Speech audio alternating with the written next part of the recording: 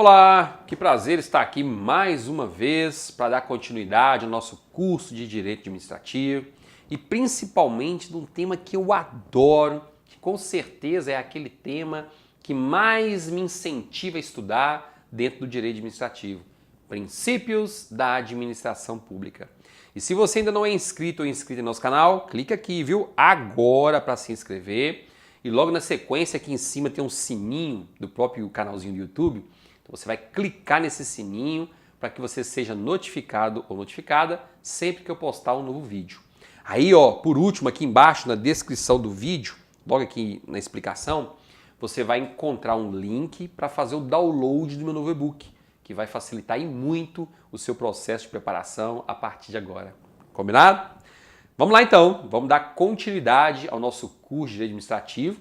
Na aula anterior nós finalizamos falando sobre os princípios da razoabilidade, da proporcionalidade e agora nós vamos falar sobre um princípio que não cai em prova não.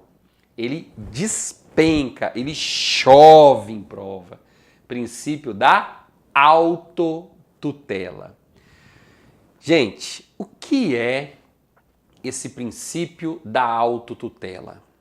Trata-se do princípio que assegura à administração pública a prerrogativa de anular os seus próprios atos quando eles forem ilegais.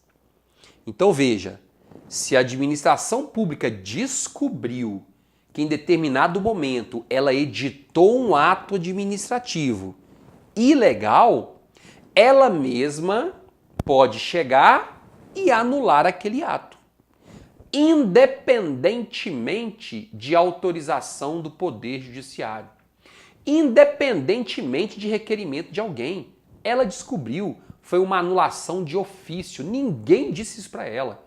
Ela descobriu por si só. Então ela não precisa esperar ninguém chegar e falar: esse ato é ilegal. Não, ela mesma já pode chegar e anular aquele ato. Tranquilo?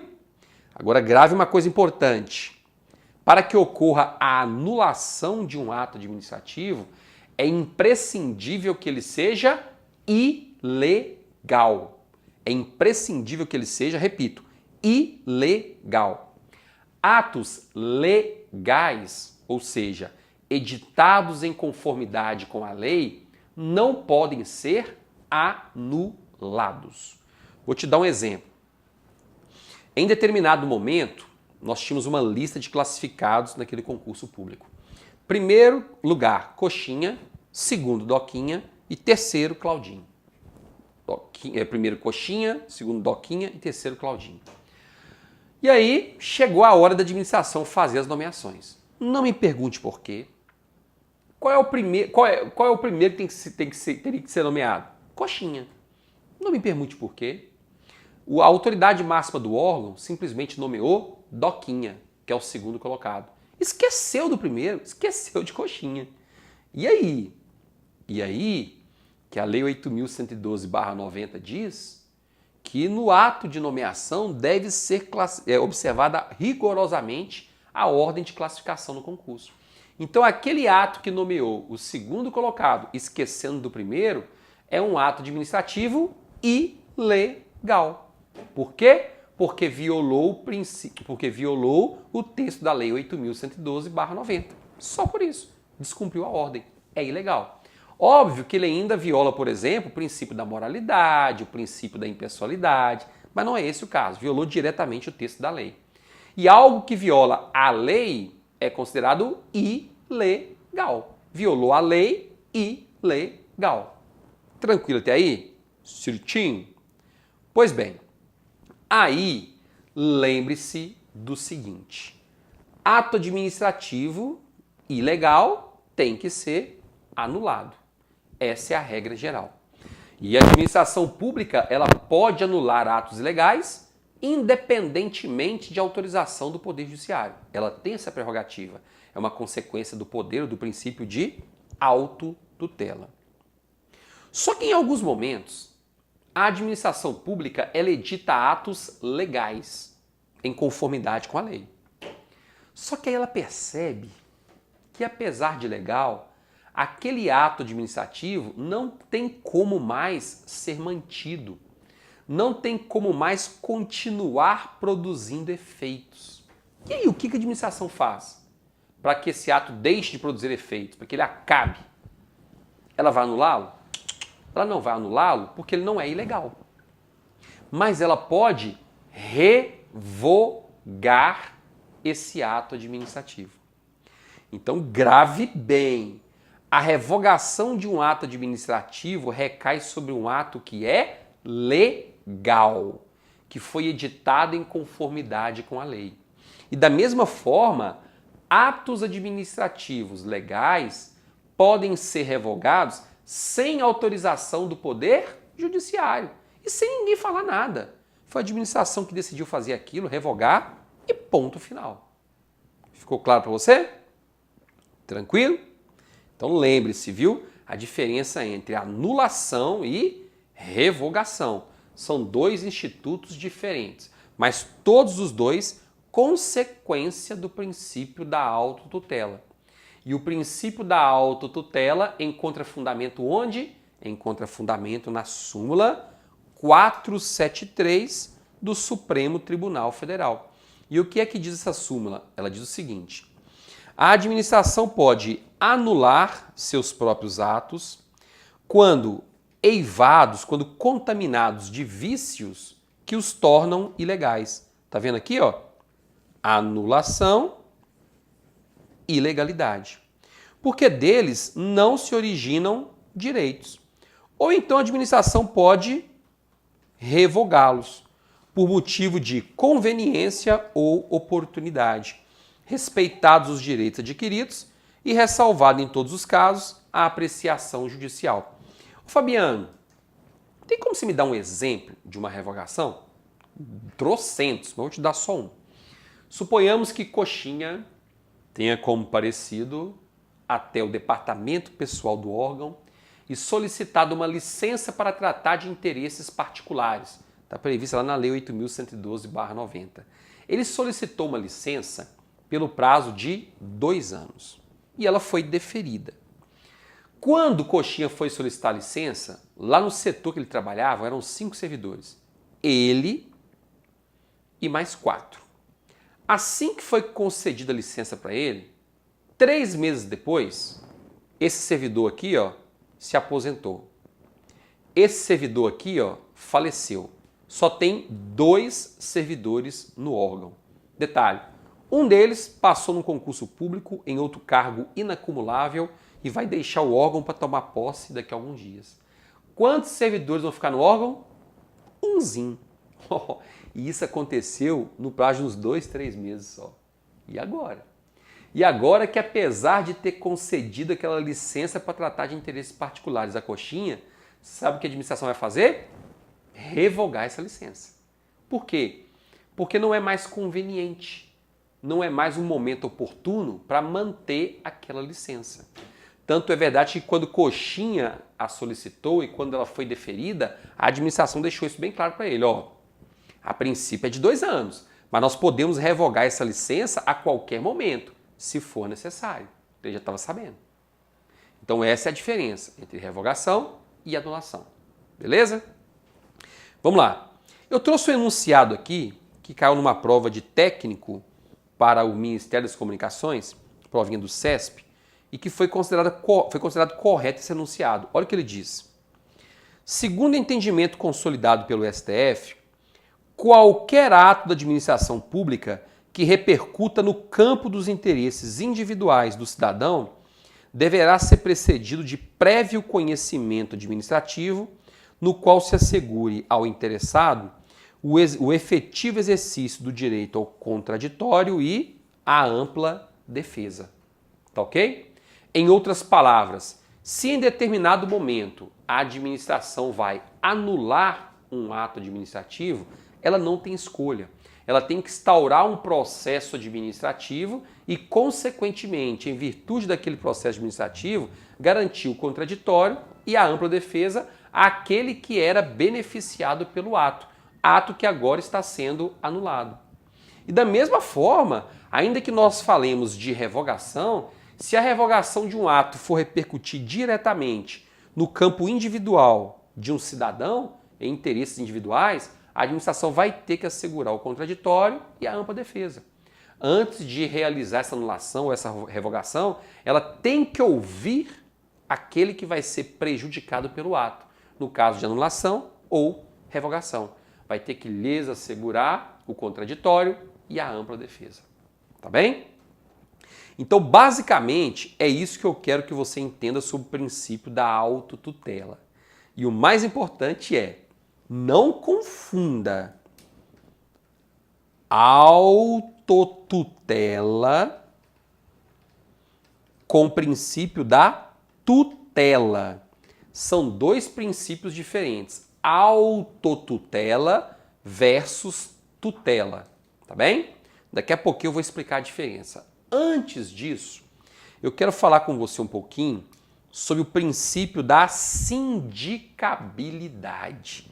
Uai, professor, nunca ouvi isso na vida. Pois é, agora eu quero te explicar, porque eu vi que algumas bancas cobraram, né? Tem umas 2, 3 questões sobre o assunto, mas como é coisa nova, tem que cair de vez em quando, a gente já tem que se antecipar para evitar lá na frente qualquer surpresa. Então veja, o princípio da sindicabilidade é ainda mais amplo que o princípio da autotutela, podendo ser entendido como a possibilidade jurídica de submeter-se efetivamente qualquer lesão de direito e, por extensão, as ameaças de lesão a direito a algum tipo de controle, ainda que não seja o da própria administração pública, seria um controle pelo Poder Judiciário, por exemplo. Então, gente, o princípio da tutela garante que a própria administração faça um controle de seus atos, anulando os ilegais e revogando aqueles que não forem mais convenientes ou inoportunos. Quando nós falamos em princípio da sindicabilidade, ele é ainda mais amplo. Por quê? Porque permite que aquele ato seja controlado não só pela administração pública, mas também pelo Poder Judiciário, se for o caso. Ficou claro para você? Então, sindicabilidade é um princípio mais amplo que o próprio princípio da autotutela em si. Porque quando eu falo em autotutela, estou me restringindo à administração. Quando eu falo em sindicabilidade, estou incluindo o Poder Judiciário. Beleza? Ou até mesmo o Poder Legislativo. No exercício do seu controle político, financeiro, vai depender da análise. Tá? E ó, peguei até uma questãozinha que caiu no concurso de auditor da Receita Federal, que aconteceu em 2012. Foi a ESAF que organizou.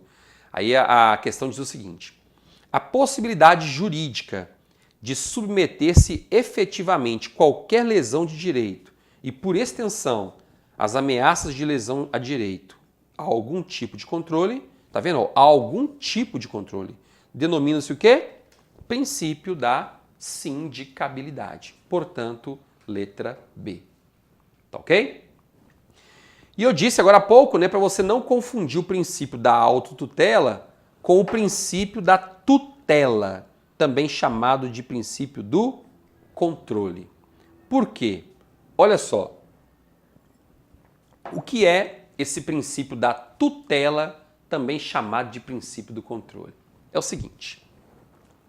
A administração pública direta, ela é composta pela União, estados, municípios, Distrito Federal e os seus respectivos órgãos públicos. Nós já sabemos. Por outro lado, a administração pública indireta é composta pelas autarquias, empresas públicas, sociedades de economia mista, fundações públicas e consórcios públicos de direito público, em alguns casos. Mas o fato é que, entre a administração pública direta e a administração pública indireta, não há hierarquia. Não há hierarquia. O que existe entre elas é uma relação de vinculação administrativa. A administração indireta está vinculada à administração direta, mas não há hierarquia entre elas. Sendo assim, em determinados momentos, a administração direta ou seus órgãos vai fazer um controle da administração indireta, ou melhor, das entidades da administração pública indireta. Vamos pegar um exemplo mais claro ainda. Veja, o IBAMA. O IBAMA é uma autarquia federal, administração pública indireta. Ele está vinculado à União, que é uma pessoa jurídica. E mais precisamente a um órgão da União, que é chamado de Ministério do Meio Ambiente. Então o Ministério do Meio Ambiente, que é um órgão da União, vai exercer a tutela ou controle da autarquia chamada IBAMA. O que o Ministério vai fazer? Vai fiscalizar o IBAMA para saber se o IBAMA está cumprindo a lei, para saber se o IBAMA está cumprindo as regras do seu estatuto. É basicamente isso que ele vai fazer. O Ministério não vai dizer o que o IBAMA tem que fazer, como o IBAMA tem que fazer. Só vai fiscalizar o cumprimento da lei e ou do estatuto. Basicamente é isso. Tá claro? Tranquilos? Então veja, essa possibilidade de administração pública direta fiscalizar a indireta, exercer um controle, é consequência do princípio da tutela e não da autotutela. Sacou? Claríssimo? Autotutela. A administração pública pode anular ou revogar os seus próprios atos. Fazer um controle dos seus próprios atos. Princípio da tutela, também chamado de controle. É aquele que permite à administração direta fiscalizar os atos da administração pública indireta, controlando-os, para verificar se estão realmente nos termos da lei e ou estatuto da entidade. E na esfera federal, em alguns momentos, esse princípio da tutela ou controle também é chamado de princípio da supervisão ministerial. Por que supervisão ministerial? Porque a supervisão está sendo realizada, a fiscalização está sendo realizada, o controle está sendo realizado por um ministério. Por isso a gente chama de supervisão ministerial. Isso lá na esfera federal. Então, não confunda, viu? Não preciso nem dizer que as bancas adoram fazer uma diferenciação entre esses dois princípios, né? Tutela e autotutela. Não preciso nem dizer isso, tenho certeza que você já percebeu só de analisar a minha forma de exposição do conteúdo, não é isso? Pois bem, esse era o recado que eu tinha que transmitir para você hoje. Gostou da aula? Fala sério, gostou mesmo? Então dá o seu joinha aí, poxa. Você não está dando o seu joinha, você não está postando seus comentários aqui, por duas razões. Ou você está entendendo tudo que eu estou falando, está ficando uma dúvidazinha sequer, ou você está aí com vergonha, não vou postar não, estou muito tímido. Coloque aí os seus comentários, porque eles são muito importantes para mim e vão fazer com que o nosso canal esteja cada vez no topo, crescendo cada vez mais. Combinado? Um abraço para você, até mais!